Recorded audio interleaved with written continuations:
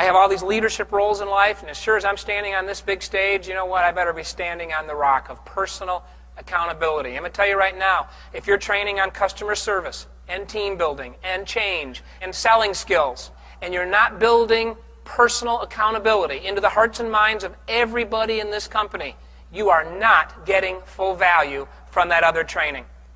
Personal accountability can be taught, and that's what QBQ is all about. Asking better questions, making better choices. If you could change one thing to enhance the effectiveness of your organization, what would you change? If you could change one thing to enhance the effectiveness of your organization, what would you change? Most people come out with the P's. Programs, policies, products, pricing, procedures, people, more people, less people, different people. And one guy wrote down Pepsi. No, I'm not kidding. He submits it to me on a 3x5 card. He says, "Dear Mr. Miller, if we could just switch the Coke machine in the break room to Pepsi, life would be great around our firm." What was the question? What's the one thing you would change to enhance the effectiveness of your organization? If I had asked that at minute one today, I can almost guarantee you, it sounds kind of arrogant, I know, I can almost just guarantee you that nobody in this room would have said what? Me. Who's the only person we can change? Yes! Oh, I'm sorry. I just get so excited when I get a group that is slightly above average. I know I can only change me, John. You didn't need to come to Atlanta to teach me something so basic. Okay, fair point. Quick question. As I've been up here talking about personal accountability, how many of you, come on, be honest, were picturing two people you know who are not here but should have been in this meeting this afternoon to hear this message on personal accountability? How many of you have been thinking, glad my boss is here? He might need a remedial. Now, I speak to a lot of corporations that have done way too much team building. We've done so much team building over 20 years, we've lost sight of the power of one. We've lost sight of the individual. And so we actually end up using this kind of language. We hide behind the team. Well, the team didn't get it done. The team didn't have enough resources. The team wasn't committed. Nobody on the team cared as much as I cared.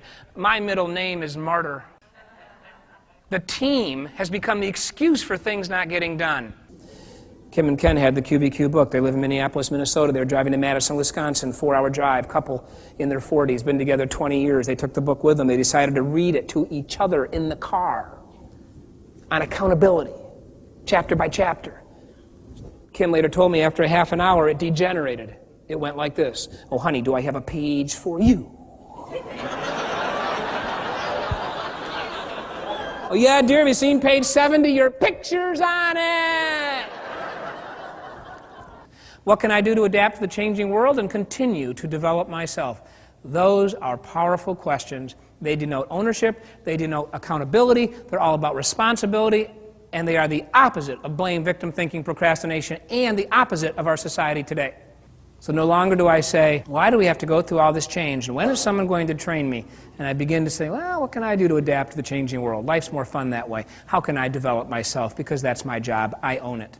See, here's the problem with victim thinking. The minute I play victim, who am I serving? And be careful with your answer. Who am I serving when I play victim? Nobody. I'm not even serving myself. There's a better path. It's called personal accountability. And is it fair to come in and lecture people and say, you need to be more accountable? No. We need to show them how. The QBQ is the way to do it.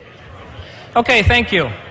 Thank you, folks. I'm sure you could talk more about victim thinking. We probably all could, but let's move to the center of your sheet. Let's avoid questions that begin with when. Have you ever heard these questions? When will they get back to me? When will the customer return my call? When will I find good people? When will Fran give us the vision? What consultant started that myth that we can't be productive and effective without a vision? How about this one? When is someone going to clarify my job? You know what? Adult says this. I will clarify my own job because I'm a risk taker. I will make a difference. I will add value by clarifying my own job to the extent that I can. You mean I can't blame competition? You mean I can't blame the marketing department? You mean I can't blame Rochester? You mean I can't ask, who gave me these people? Oh, I hired them. You mean I can't blame the economy? You mean I can't use the 10 terrible words? Do y'all know what the 10 terrible words are? But boss, my country is different from all the others. And then I'll go to the office and I'll ask questions you've never heard at O'Reilly's. Who dropped the ball? Who missed the deadline? Who made the mistake? Who gave me this location? And all of a sudden we're all wrapped up in the new uniform. The company coat of arms. Have you seen the company coat of arms? If not, here it is. The company coat of arms. You ever seen that? What a waste. Finger pointing and blame. Have you seen the circle of blame? Have you seen the circle of blame? I'll just use a corporate structure. CEO blames a VP, who blames the regional manager, who blames the territory manager, who blames the store manager, who blames the employee, who blames the customer, who blames the U.S. government.